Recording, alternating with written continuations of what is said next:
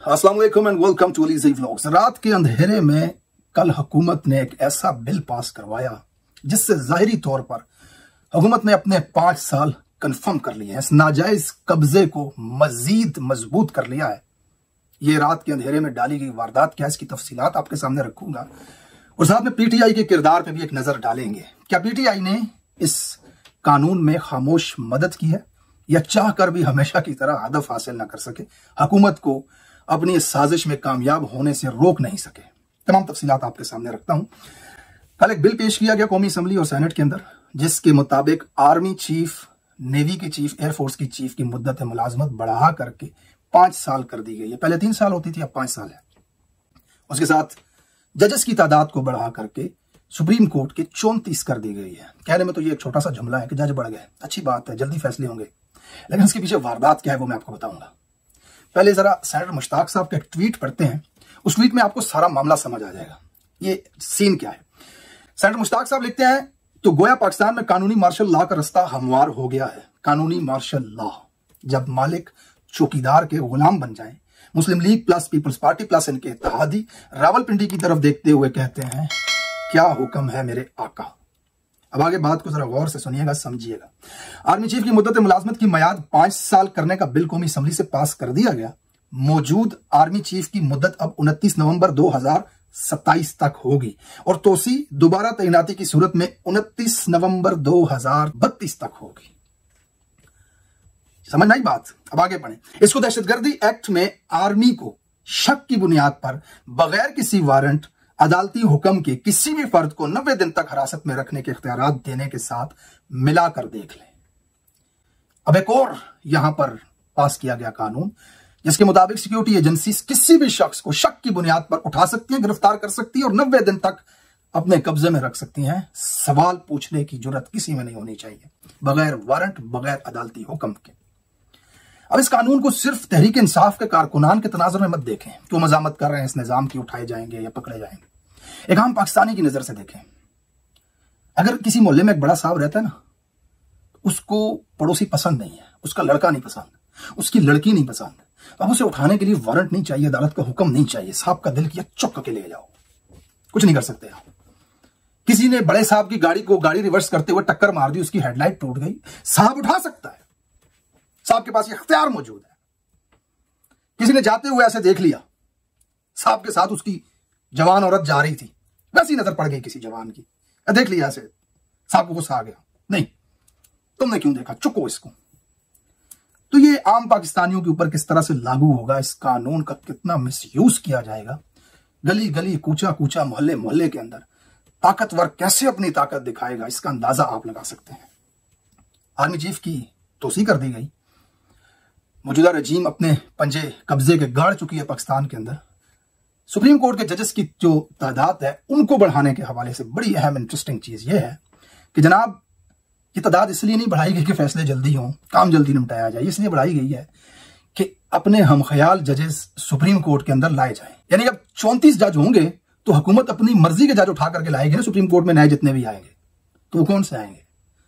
ये तो एक दूसरे को फोन करके पूछ रहे हैं अपने बंदों को, तुम्हारा कोई चाचा वकील है, तुम्हारा कोई मामा वकील है तो हमारे से मीटिंग करवाओ, जज लगवाना है। तो जनाब ये सीन हो रहा है, आप सुप्रीम कोर्ट के अंदर अपनी मर्जी के फैसले लेने के लिए अपनी मर्जी के लोगों को आकर के यहां पर बिठाया जाएगा। अब यहां पर एक और चीज जो देखने में आई, फरीदा फारूकी जैसी पपेट सहाफी जिनको व्हाट्सएप पे मैसेज किया जाता है, नून लीग के मीडिया सेल ने एक ट्वीट किया, हिना परवेज भट्ट टाइप, उसके 3 मिनट बाद बगैर किसी कौमे डॉट को एडिट किए फरीदा ने भी आकर के चेप दिया, यानी कि ये वहीं से व्हाट्सएप लेती हैं। इन्होंने एक बड़ी अहम बात की, इन्होंने आर्मी चीफ की तोसी का ऐलान करते हुए नीचे लिखा, इमरान खान खत्म शुद्ध। ये बड़ी अहम बात है, इमरान खान को डायरेक्ट धमकी दे रही औरत काफी अरसे से, खत्म शुद्ध कहते हुए। लेकिन आज जिस अंदाज में इसने आर्मी चीफ की तोसी को जोड़ा इस सिलसिले में कि इमरान खान खत्म हो जाएगा आर्मी चीफ की तोसी से, ये बड़ी अलार्मिंग ट्वीट है। ये आकर के बयानियां बनाते हैं ना कि इमरान खान ने इदारे और लोगों के दरमियान नफरत पैदा कर दी। नफरत इमरान खान ने नहीं, नफरत इस तरह की आपकी पाली हुई जो है ना सहाफती तवाइफें, इन्होंने डाली है। अब जितने लोग इस ट्वीट को देख रहे हैं, इसको शेयर कर रहे हैं, व्हाट्सएप ग्रुप्स में भेज रहे हैं, तो उनको ये तमगा इम्तियाज आपके हाथ से गले में पहनाने वाली औरत की तरफ से पैगाम मिल रहा है कि आर्मी चीफ की तोसी की वजह से इमरान खान खत्म हो जाएगा। तो इनको पट्टा डालें, इनकी जबान के ऊपर लगाम डालें। ये इदारे और अवाम के बीच में नफरत पैदा करते हैं। अवामी लीडर 25 करोड़ का लीडर है, उसके हवाले से यह खबर दे रही है कि आर्मी चीफ की तोसी की वजह से इमरान खान की जान खतरे में हो जाएगी, यानी कि खत्म शुद्ध हो जाएगा इमरान खान। इनको पटा डालें। ये इदारे और अवाम के बीच में नफरत डालती हैं और इनको तमगे इम्तियाज ना पहनाएं, इनके गलों में पट्टे डालें। अच्छा, अब इस सारे सिनेरियो में तहरीक इंसाफ के किरदार को देखते हैं कि तहरीक इंसाफ ने खामोश हमायत दी है इसे, या फिर कुछ नहीं कर सके। खबरों के मुताबिक, चमगुइयों के मुताबिक, डोनाल्ड ट्रंप के इलेक्ट होने से पहले आर्मी और आर्मी चीफ की तोसी और ये चीजें करना जरूरी थी, ताकि नई एडमिनिस्ट्रेशन आएगी तो पता नहीं क्या फैसला करेगी। दूसरी तरफ डील की खबरें चला करके हुकूमत को मजबूर किया गया था कि उस डील को शायद नाकाम बनाए तो तोसी कर दें। ये शहबाज गिल की एक ट्वीट के मुताबिक मैं आपको बता रहा हूं, उन्होंने ये लिखा है कि यानी डील की खबरें चलाई गई ताकि प्रेशर बनाया जाए हुकूमत पे, और हुकूमत इस डर से कि इमरान खान के साथ कोई डील ना हो जाए, लिहाजा चले एक्सटेंशन करा देते हैं। बहरहाल ये एक बात है। तहरीक इंसाफ का इसके अंदर क्या किरदार है? देखें, आज इमरान खान की बेगम जज के सामने रो पड़ी ये कहते हुए कि मुझे इस अदालत से इंसाफ की कोई उम्मीद नहीं है, मैं दोबारा इस अदालत में नहीं आऊंगी, मेरा तकिया और कंबल मेरी गाड़ी में पड़ा है, मुझे भेज दें जेल। ये इमरान खान की बीवी की बात आपको बता रहा हूं। इमरान खान जेल के अंदर कैद है, 31-32 साल की कैद बामुशक्कत उसको सुना दी गई है। किन केसों में? जो सारी दुनिया को पता है, जेली और नकली केस।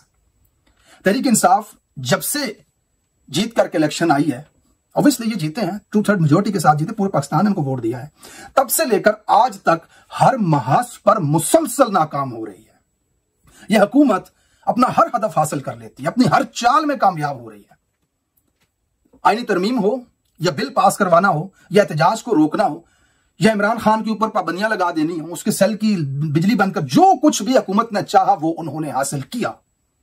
ये बात मैं मानता हूं कि उनके पीछे बहुत बड़ी ताकत है, पूरे एस्टैब्लिशमेंट उनके पीछे खड़ी है। लेकिन 90 के करीब आप ईवान के अंदर मौजूद है, 200 के करीब आपके एमपीएस है, एक सूबे के अंदर आपकी हुकूमत है, 4 करोड़ तो सिर्फ वोटर आपका पाकिस्तान के अंदर मौजूद है, 25 करोड़ आवाम आपके साथ खड़ी है। आप हर महाज के ऊपर नाकाम हो रहे हैं, कोई कामयाबी आपको नहीं हो रही।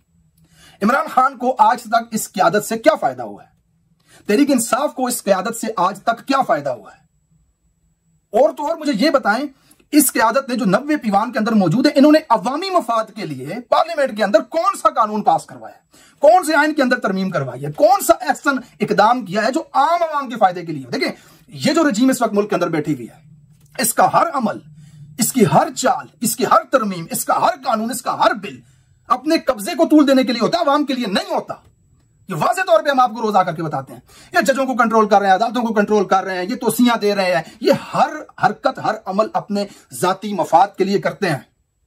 ये ईवान अवाम के लिए बनाया गया है, अवाम के हक में की कोई बात यहां पर नहीं होती। अब बताएं, इस बिल में अवाम के फायदे की क्या बात है? आईनी तरमीम के अंदर जो उन्होंने बनाया, आईनी बेंच बन जाएगा, सुप्रीम कोर्ट में ये जज होंगे, तादाद बढ़ा दी, इसमें अवाम का क्या फायदा है? इसमें हर फायदा इनके इक्तिदार के लिए। तहरीक इंसाफ के लोगों में से जो 90 वहां पर बैठे हुए हैं, उन्होंने इस सब को रोकने में क्या किया? अब देखिए, मैं एक बड़ी आपको बात बताता हूं जो मेरे माइंड की है। अगर तहरीक इंसाफ के ये नुमाइंदे 2 मिनट के लिए फर्ज कर लेते हैं, तहरीक इंसाफ के ये रुकन असेंबली जो है ये आज इस्तीफे दे दें, घर चले जाए, तो क्या वर्ष होगा ज्यादा से ज्यादा? इमरान खान तो पहले से जेल में है, तो उसको तो पहले से सजा सुना दी गई है। जब दिल करता है वो बिजली बंद कर देते हैं, जब दिल करता है मुलाकात बंद कर देते हैं, जब दिल करता है अखबार बंद कर देते हैं, जब दिल करता है डॉक्टर बंद कर देते हैं। अब भी कर रहे हैं ना, तो ये घर चले जाएंगे, तो फिर भी वो चीज तो जो चाहते हैं वो कर रहे हैं इमरान खान के साथ, उसको सजा सुना दी उन्होंने। इनका होना ना होना तो बराबर है। अगर इनसे इस्तीफे ले लिए जाते हैं तो री इलेक्शन के जरिए हो सकता है हुकूमत के सारे बंदे आ जाए ईवान के अंदर, तो भाई उनके पास तो पहले से 2/3 मेजोरिटी है, 17 वालों के पास 2/3 है, तरमीम करवा लिया इनके अंदर उन्होंने। तो अगर आपके जाने से वो आते हैं तो क्या वर्ष होगा ज्यादा से ज्यादा? उन्होंने सब अहदाफ हासिल कर लिए। लेकिन एक चीज जरूर होगी अगर आप घर चले जाएंगे तो, वो ये होगी कि तहरीक इंसाफ की एक नई क़यादत ऊपर आएगी। ये चलो आप में से भी बहुत सारे रहेंगे यहां पर, हो सकता है, और कुछ नए लोग आ जाएंगे। वो कम से कम इतना तो जरूर करेंगे ना कि अपनी सीटें पार्लियामेंट के अंदर नशिस्तें और इक्तिदार की ख्वाहिश में सड़कों पर निकलेंगे, एहतजाज करेंगे, इस रजीम को भेजेंगे। अभी तो आप कंफर्ट जोन के अंदर हैं, अभी आपको सरकारी गाड़ी मिली हुई है, सरकारी प्रोटोकॉल मिला हुआ है, सरकारी तनख्वाह मिलती है, असेंबली के अंदर जाकर के बैठते हैं, आप एमएनए हैं, अपोजिशन लीडर हैं, आप आपके के अंदर वजीर मुशीर हैं सारे, तो आपको क्या जरूरत है कंफर्ट जोन छोड़ने की? लिहाजा इन्हें अगर कंफर्ट जोन से निकाला जाए तो फिर कम से कम ये अपनी सीट के लिए, अपने ओहदे के लिए एहतजाज करेंगे या इस हुकूमत को घर भेजने की कोशिश करेंगे। ये मुझे लगता है, ये मेरी पर्सनल थॉट्स हैं, इसको आप तनकीद समझ सकते हैं, मेरा गुस्सा समझ सकते हैं, लेकिन ये हकीकत है कि मुझे लगता है कि अगर आप ईवान में ना होते ना तो फिर थोड़े ज्यादा हमें एग्रेसिव नजर आते, कम से कम अपने इक्तिदार की चक्कर में। अभी तो आप बिल्कुल खामोश हैं। बहरहाल इमरान खान साहब का बहुत अहम बयान यहां पर आया है, हम होप फिर भी नहीं छोड़ते, इसी लीडरशिप पे फिर भी उम्मीद करते हैं तनकीद के साथ। खान साहब का बयान था, उन्होंने इल्तिजा भी की, उन्होंने हुक्म भी दिया पूरी कौम को कि ये हमारे सर्वाइवल का सवाल है, आप निकलें सड़कों पर, आप एहतजाज करें। सलमान अकरम राजा ने ऐलान किया और उन्होंने कहा कि 9 तारीख को हम सवाबी में जलसा कर रहे हैं, उसके बाद हम एहतजाज का लाहे अमल देंगे। ये एहतजाज से पहले जलसे होते हैं मोमेंटम बनाने के लिए, लेकिन देखते हैं क्या तहरीक इंसाफ अब कोई फाइनल, जिसकी आवाजें आ रही हैं, जिसके बयानात ये दे रहे हैं, वो फाइनल एहतजाज की कॉल देती है या नहीं। लेकिन हालात इस तरह के हैं कि आज जब बैरिस्टर गौहर बाहर निकले तो उससे किसी सहाफी ने पूछा तो उससे बात ही नहीं हो रही थी, कांप रहा था, नाम ही नहीं लिया जा रहा था उससे। तो कुछ तो कहते हैं जी हमें पता ही नहीं था, मतलब अभी से 21 घंटे पहले की खबर मैं देख रहा था, गूगल पे सर्च कर रहा था, समा वगैरह इन न्यूज वेबसाइट ने दी हुई है कि आज बिल पेश होगा, लेकिन इनको नहीं पता था। तो दूसरी तरफ अली अमीन गंडापुर साहब के और आतिफ खान के वॉइस मैसेज लीक हो रहे हैं, एक दूसरे से लड़ रहे हैं वो व्हाट्सएप पे। एक कह रहा है कि मेरे ऊपर केसेस बना दिए, दूसरा कह रहा है कि जाके केसेस को फेस करो। आपस में लड़ाई हो रही है तहरीक इंसाफ वालों की, आए रोज इनके ऊपर तनकीद, एक दूसरे के पीछे पड़े होते हैं। एहतजाज का कोई लय अमल ही नहीं है, किसी किस्म का कोई रिलीफ इमरान खान के लिए, कारकुनान के लिए नहीं ले रही है। हुकूमत अपनी हर साजिश में, अपनी हर चाल में कामयाब हो रही है, इसको रोकने में नाकाम हो रहे हैं ये लोग। बस इनका काम सिर्फ इतना है कि ये बाहर आकर के हमें एक बात बताते हैं कि इमरान खान साहब कहते हैं मैं डट के खड़ा हूं। तो बस जनाब इनका ये काम है कि ये इमरान खान का पैगाम देते हैं हमें आकर के। बहरहाल आखिरी खबर आपके साथ शामिल करूंगा, बड़ी इंपॉर्टेंट है, बड़ी इंटरेस्टिंग खबर है यहिया अफरीदी साहब के हवाले से। ये हसनात मलिक साहब का एक वीडियो था जो वायरल है इस वक्त, इसके ऊपर सबने ट्वीट किया। सदीक जान का ट्वीट पढ़ के आपको सुना देता हूं। जस्टिस मंसूर अली शाह और जस्टिस मुनीब अख्तर ने चीफ जस्टिस यहिया अफरीदी से प्रैक्टिस एंड प्रोसीजर कमेटी का इजलास बुलाने का मुतालबा किया, लेकिन चीफ जस्टिस ने मीटिंग नहीं बुलाई। प्रैक्टिस एंड प्रोसीजर का इजलास बुलाओ, नहीं बुलाई चीफ जस्टिस ने।